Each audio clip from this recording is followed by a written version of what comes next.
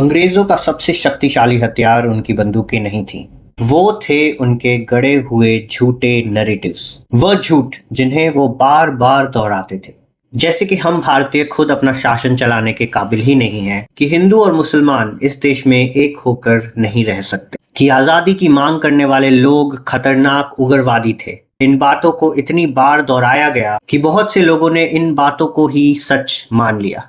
क्योंकि जब आप लोगों की सोच और उनके विश्वास पर कब्जा कर लेते हैं तो उन पर बंदूक के दम पर राज करने की जरूरत ही नहीं पड़ती। लेकिन यह झूठ बोलते बोलते शायद वो खुद ही इन्हें मानने लगे, क्योंकि वो यह भूल गए कि हमारा देश ऋषियों का देश है और हमारे ऋषियों ने हजारों साल पहले ही हमें एक ऐसा महामंत्र दिया था जिसे हमारे स्वतंत्रता सेनानी पंडित मदन मोहन मालवीय जी ने 1918 में फिर से भारत के लोगों के बीच एक वैचारिक हथियार बनाकर पेश किया। वो मंत्र था सत्यमेव जयते, जो कि मुंडाक उपनिषद से लिया गया है।